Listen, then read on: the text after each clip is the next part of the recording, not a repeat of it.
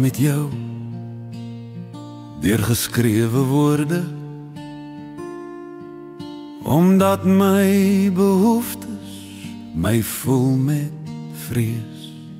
Ek kan nie praat nie, ek is bang jy verstaan nie.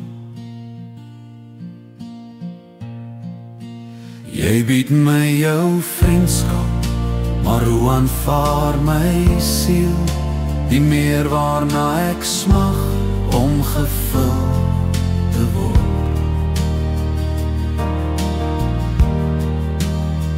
Jy trek my siel, maar ek moet myself behou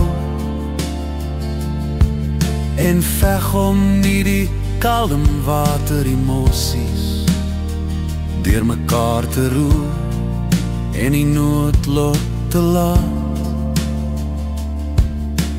uitkring en onbeheers te laat wegvloei nie. Jy bied my jou vriendskap, maar hoe aanvaar my siel die meer waarna ek smag om gevul te word.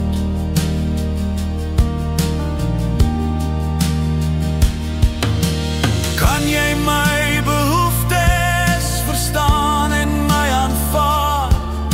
Met watter deel van erfreg sal ek tevrede wees? Wat wil ek hê? En hoe kom jy?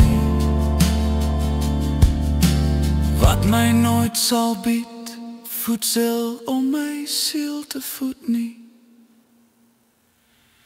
Jy bied my jou vriendskap,